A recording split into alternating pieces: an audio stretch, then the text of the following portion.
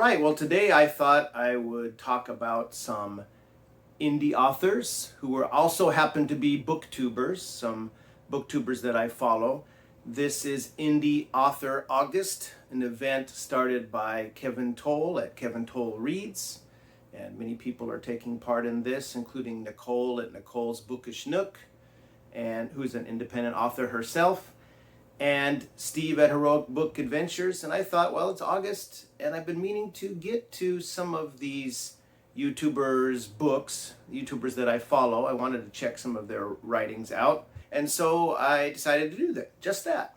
So I'm going to talk about 3 works, or I guess 4 technically, but 2 short works by Erik Waag in his Sword and Seventies series. And then I read Levi Wallace's The Sunken Door, which is a full-fledged novel. And finally, T.H. Brandt, who is Tim at Secret Fire Books. I read his collection Sand and Steel, which is full of 5 very fun sword and sorcery stories. All right, so let's start with the first one I read. I'm going to talk about these in the order I read them. I read them all on Kindle. It's just easier for me to get a hold of copies that way here in Japan. I can get paperback versions, but they're a little bit overpriced here in this market, I think. But I may go back and get some of the physical copies because I enjoyed these quite a bit, all 3 of them. Spoilers. So, first, Erik Waag. Erik Waag has a cool channel of his own, and Erik Waag is big into medieval history and sword and sorcery and heavy metal and weightlifting, and all those kind of come into play in these stories. So he's written several other longer works. He doesn't seem to have written any more of these sword and 70s stories other than the first 2 volumes, unfortunately, because I'd like to read more. Well, what are these about? The first Sword and 70s book, it's actually quite short. I think it's only like 39 pages. That axe anciently was mine. Now, it seems like kind of a awkward phrasing, but it makes sense as the final line of this story. So what we have here are a kind of petty thief trying to go straight named Samuel Ryder. He lives with a pretty annoying girlfriend named Teresa, and Sam's trying to go straight. He's got a mechanic's job, and his petty thieving life he's trying to put behind him, but he's short of money, and his girlfriend wants more of that dinero and pushes him to go back for one more job with her shiftless thief brother Tommy. And so reluctantly Sam does that. So they have a warehouse scoped out, and they go in one night and break into it and get a bunch of jewels out of this place, as well as a crate that has a strange kind of pull or attraction for Sam. He doesn't really know why at this stage. So eventually Sam finds himself in the middle of this battle between the Ancient Order of Channelers, this kind of group of miscellaneous people who are opposing an evil wizard and his minions. And Sam ends up getting up to his neck in trouble there. Now when he opens this box, this crate or whatever, he finds an axe inside, and when he touches that axe, he gets like a jolt and like a flashing memory that something's familiar about this axe. It feels good in his hand, like in a past life experience. This was his axe, as again the title says, that axe anciently was mine. And he proceeds to use this axe to free his captive girlfriend, Teresa. Not that she really deserves it, 'cause she's kind of a whiny piece of work. But anyway, he's able to, bullets are fired at him, and he's able to ping them away with this axe, kind of working on its own accord, really, like a magical thing. And, ends up defeating, although not disposing of, the enemy wizard, sorcerer, and goes back to his life, I guess, with some spoils to show for this battle. The group of channelers tries to recruit him. They need some muscle because they have a lot of lore and magic. Now, one of the members of the Ancient Order of Channelers is a witch woman, a very super sexy witch woman named Cassandra, and one can't help hoping that Sam will eventually toss his whiny girlfriend Teresa to the side and hook up with Cassandra, who seems definitely down for it. Anyway, that's a fun story. Basically, Sam turns them down and says, I don't really want any part of this. I want to go back to my normal life. But of course, he's not destined to have that kind of a situation. That wraps up the first tale. That axe anciently was mine. And then in the second volume, and both of these were published in 2023. It's been a while since Mr. Waag has, he's written other things, more straight up sword and sorcery. These are kind of, I guess you'd say, urban fantasy stories in a way. I don't really get a sense of the 70s from them, despite the title, Sword in 70s, but I do get other than the occasional mention of a cassette track playing in the car or in the make of the car, etc. But otherwise, it seems pretty much could be set in many different time periods, which is a good thing, I guess. But the second one, Fangs of the Moon Opal, brings Sam back not in contact so much with the Chandlers themselves, but certainly with Cassandra, the sexy witch lady. Basically, and this one is even better than the first one, Sam, in a slightly longer, a couple more pages longer, Sam finds himself dealing with the werewolf curse and getting in the middle of a Tong war between two factions in Chinatown, one of whom is led by a kind of sorceress Tong leader. And Sam ends up battling, a part of the book anyway, a werewolf, before hoping to throw off the curse before he too becomes a werewolf, because he was bitten early in the story. Anyway, my main thoughts on these is that Erik handles the action very well, very good at describing action. These two stories are very, very fast-paced, which is great, and they were a lot of fun to read. I do think they're a little too short and could use some more development, especially with Sam's character, and I'd like to see maybe him a little more fleshed out and the stories opened up a little bit to allow them to breathe. But in overall sense, if I'm left wanting more of a piece of work or of a writer's work, that's a good thing. So I hope that Erik returns to this series in the future, and I really enjoyed it. So now I don't usually rate books, but I do on Goodreads, and Goodreads is flawed in many ways, but one of the ways is that it only allows you to give a single star rating pretty much, so it seems like. So, they give you an aggregate of a point system from 0 to 5, which I know is what Kevin Toll uses. I don't usually do that kind of rating, but I gave that Axe Anciently Was Mine 3 stars, and Fangs of the Moon Opal 3.5, if I could. But actually, if I was giving a full Jeff ranking, I guess, or rating, I would give that Axe Anciently Is Mine a 3.5 and Fangs of the Moon Opal a 3.75. So I think these were a lot of fun. I enjoyed them very much. I'm going to read more of Erik's work in the future, and I do hope he comes back to this character. I'd like to see a few more stories come. I'd like to see a bit more of a 70s vibe going on there, perhaps, and just more detail about the main character. But anyway, good stuff. I recommend it for sure. Okay, next I read Levi Wallace, whose channel is the Outlaw Levi Wallace. I read his book, his novel, The Sunken Door. Now, this is a really interesting piece of work, and I enjoyed it quite a bit. It's not perfect, but it has a lot of strong points and shows a lot of potential for the future for this writer. So The Sunken Door is kind of a dark fantasy horror novel. Some of the horror elements are quite strong, and there's some good gore on here if you like that sort of thing. And it's got an interesting, the best part of the book is its mythology that he builds up in this story. It gives me vibes of some of Stephen King's work, focusing on some young teenage protagonists. They're not teenage through the whole novel, they grow up through the course of it. And also some Stranger Things vibes, in a way, I guess, for the kind of the other side elements there. And I'm not saying that this is derivative at all. It's got highly original elements for sure.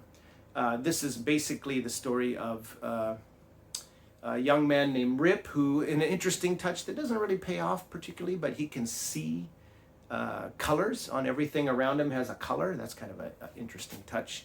And he and his family move to this small town somewhere in the Midwest called Tulpas. And I don't know if it's a play on tulpa, but the thought form sort of thing. But there's a lot of mysteries in this novel that Levi teases out without kind of answering fully, which adds kind of texture to the background of the story. And anyway, he is befriended by a young teenage girl named Ash, short for Ashley, whose family is related to this ancient passed down sect called the Sons of Tyr or Tyre. I'm not quite sure how Levi wants me to pronounce that. And he's pulling from some ancient mythology, which is very cool, and he mixes and matches that mythology up in an interesting way.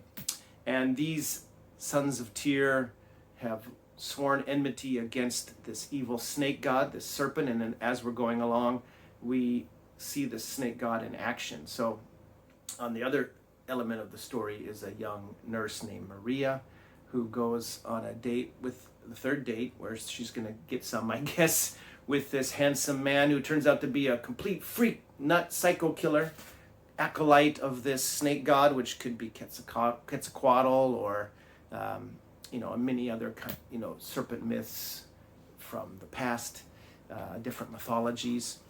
And essentially, she kills this guy while he's trying to sacrifice her in his stone altar in his basement of his house, and she ends up with this snake god passing from this psycho nut job to herself. And of course now she becomes a psycho killer nut job, and a very cool touch, the way Levi describes it. The snake is like a tattoo on her body, and it rolls around, and when it wants to eat flesh of humans, particularly hearts and other organs that she's forced to kill for it, and it becomes an obsessed acolyte who's happy to kill and eviscerate sacrifices for her snake god. And she eats it, and it goes through the snake's mouth. It's really an interesting way to describe this godlike creature. Now, it's not the entire god. That's where the Sunken Door comes in. It's what's left of the god out on earth. Most of the snake god is lurking behind the Sunken Door, which is in this in a spot in the woods that one of the four young people in Tulpas discovers. And this young man is a kind of quiet man with a strange and kind of unfriendly family life named Poindexter, and he becomes obsessed, infatuated with this door and what's on the other side.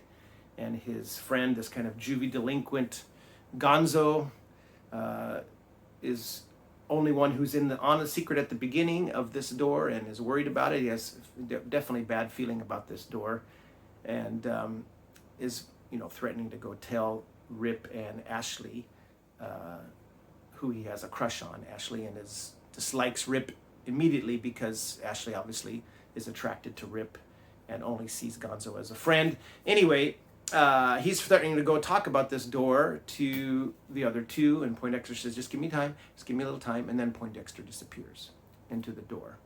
And meanwhile, Maria, in her murderous priestess form, is killing her way across the country as she comes to deliver sacrifices to the god, till she comes to Tulpas, as well as the Sons of Tyr, also all converging on this spot for the final showdown. And it gets pretty wild and pretty interesting all the way through. Now, as good as a lot of this is, I do think there's some things that could have been fleshed out.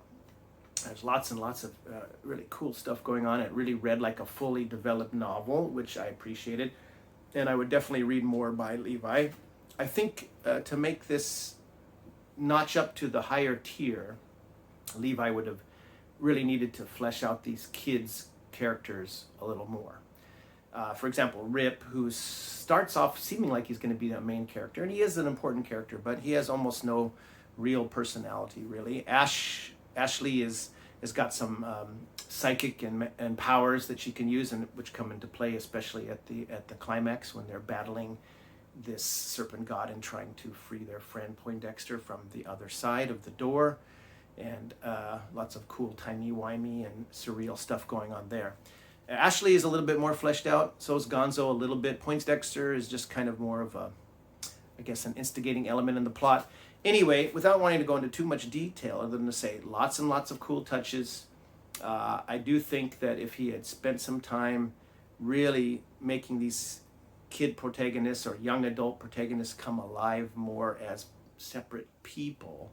This is something that, for all we can say about Stephen King's faults, and he has many, when he's firing at all cylinders, he really makes fleshed out characters that you really can, that are really appealing and that you can visualize as real people in your mind. These characters don't quite get there for me, but they remained interesting, and mostly the plot and the details of the story are what kept me reading to the end. It's a very good plot, buoyed a lot by the details, the cool details of, you know, flashes of the past sacrifices of the to the snake god and the enemy god Tyr, who's had a long battle back and forth through time and throughout the centuries with this snake god, and anyway, lots of, and the whole brotherhood of Tyr and how they call each other brother, and they have a support system of who's watching what, and there's a witch woman and her 3 beautiful daughters who turn into ravens and fly around and you know, get involved in the thing. Anyway, really interesting stuff, lots of cool elements. Definitely recommend this one, and I think Levi's future books are going to be something else. Again, if we're doing the ratings or rankings, I would give this a 4 out of 5 on Goodreads. That's what I gave it. And I think, room for improvement, but quite good. All right. Now, that brings me to the third booktuber and indie author book who I want to spotlight, and that is T.H. Brandt's Sand and Steel, an anthology of sword and sorcery. Now, technically, it's not an anthology because he's the only one who wrote it. It's a collection, but we won't focus too much on that. This was a ton of fun. I really, really enjoyed this collection. I thought it was pretty great, actually. It's obvious from watching Tim's channel and also from reading this collection of stories that he just lives and breathes this sword and sorcery, fantasy adventure, Robert E. Howard kind of blood and thunder. I got Fritz Leiber vibes, especially from the story, my favorite story in this collection, Mage Killer, about Visago, the thief and mage killer. Just a fantastic story that one was. So let's start with these in order, okay? First story is Golden Rice, which is kind of details a big muscular kind of thief who has been hired to get some kind of elixir or some kind of urn in this warehouse, and he's attacked by an assassin there, and he just figures out the guy who hired him also set him up, goes back and deals with that guy. Fun story, but I hesitate to even call it a story because it's more of a vignette. That's its chief flaw. It's well written. You can see clearly Tim's influences in his, he's very good at describing weapons, armor, the weather, all these kinds of things, very, very vivid details, which made it a lot of fun to read. But it's pretty short and abrupt, so I wouldn't call it a fully fleshed out story, but it's the weakest in this collection, but still fun. Things kick up a notch in the second story by the sign of the cross. Now, cross is an acronym, CROSS, stands for Christian Reserve of Supernatural Specialists. So this is like a kind of, I guess, it doesn't specify which, type of Christianity, but I'm assuming like a Roman Catholic organization perhaps, but it's a group of obvious demon hunters and monster slayers, and we don't get their perspective in this story so much. This is kind of a weird Western, an old West setting, not outdoors so much, but set in a tavern mostly, where the narrator, a young woman who works at this tavern to earn money for her poor family, she's forced to kind of work here. And most nights she enjoys it, even though her mother doesn't approve. of her position, what she's doing, and being around, low class people, I suppose. But she shows up for work at the inn or at the tavern one night to see this huge horse with an interesting sword in the scabbard on the flank of the horse and some other weapons. And inside she sees this strange man sitting at the table with a bit terribly scarred face. But he's polite to her and asks a few questions about a local resident. Big spender at this tavern who usually comes in with a whole bunch of local floozies. But they never seem to come back with him again, which is interesting. And he seems friendly enough. And everyone in the town kind of likes him. But it turns out he is the prey that this Knight of the Cross, who we never get a name of, the stranger who's newly arrived in town, is here to hunt down. And then shit goes down quick, and luckily this guy is around to put a stop to it. And it's all from this young woman's perspective. This is a bloody, fun, and interesting story. Again, perhaps could have, I don't think it needed to be developed much more than that. It's not a epic story by any stretch. It's more of just it happened in one night sort of deal, and it's really cool. I like that one a lot. Next is the longest and what I consider the best story in this collection, and it's partly because it's long enough and it's allowed to breathe, and it's also because it has a really cool and fun central character who I got really kind of Fritz Leiber, Grey Mouser sort of vibes from, but he's his own unique character, and I really liked him. This is Visago the Mage Killer. He's kind of a sword for hire, an assassin for hire, and he's approached by this mysterious woman behind a veil when he's working off he's kind of working off a hangover one morning, and she hires him to kill the sorcerer who's kind of taken over a local peaceful temple and kicked all of those worshippers out, and has set it up for his own nefarious purposes. And he is kind of high priest, I guess, or a follower of this death god. And again, you get almost a little Cthulhu mythos sort of vibe at the end of this one too, which is really cool without, being on the nose. Anyway, Visago is attracted to this woman, but she's kind of mysterious, and he's also attracted and a little nervous or scared. You can tell that she's, there's something about her that's different. Anyway, she offers him as a down payment a giant ruby, which obviously would be worth a lot. And so he grudgingly goes out on this assignment, putting on a brave face, but actually scared shitless, really, as he should be, because he has to penetrate this seemingly unguarded temple, but he knows there's going to be a lot of scary things inside, and he gets through all sorts of weird booby traps and creatures, and very imaginatively described, and has a final face-off with this evil wizard, which involves this death god exacting a certain kind of vengeance. It's very, very fun, and Visago is a great character. I believe Tim has written some more about him. I hope so, because I'm going to seek them out, because I really, really like this one. This one was great. And the next two are also quite strong. So the fourth story is called A Notch in the Knife.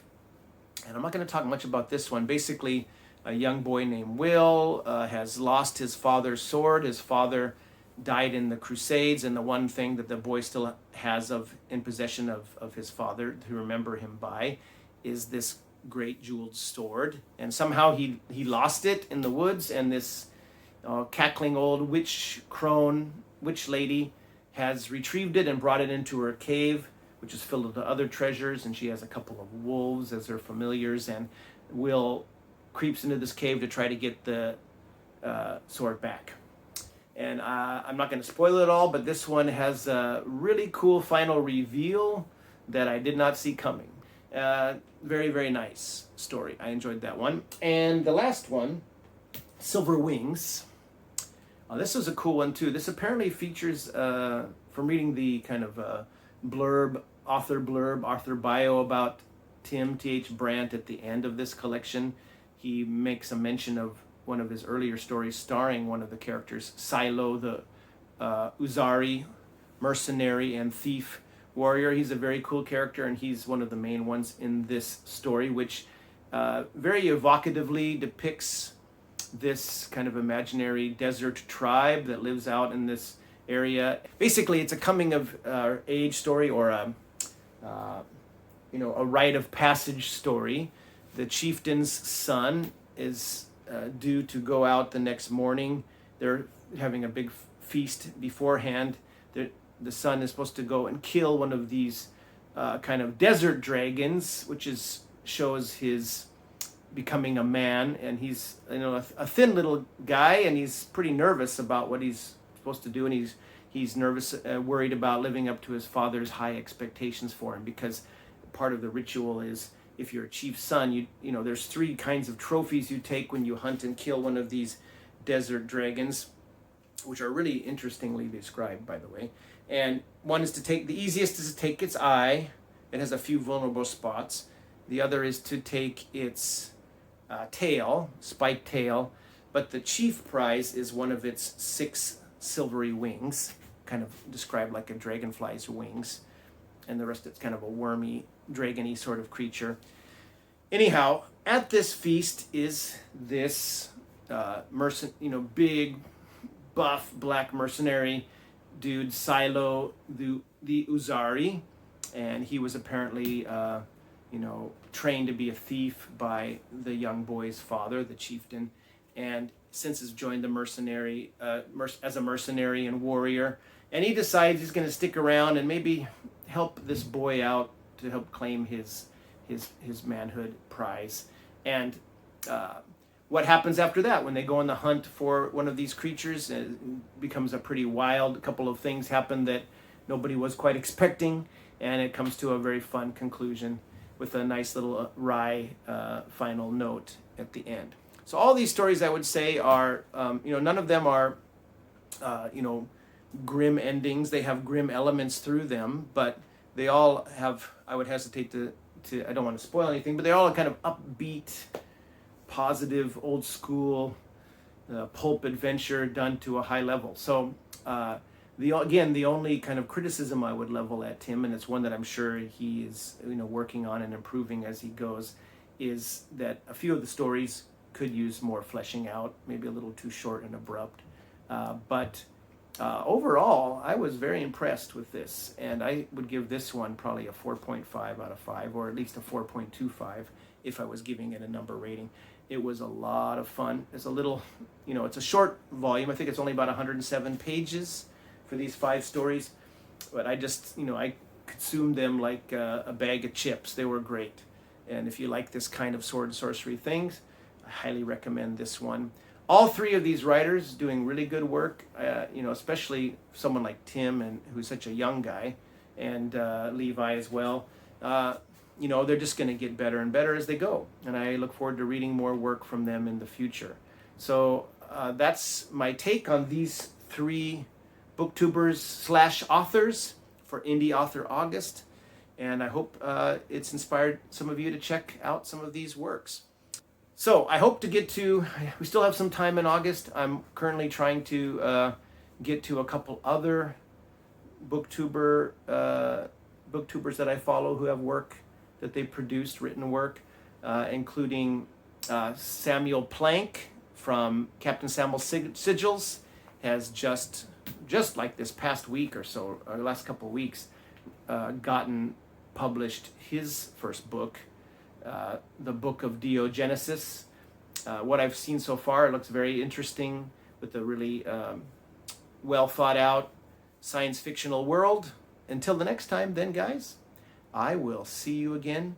Happy reading.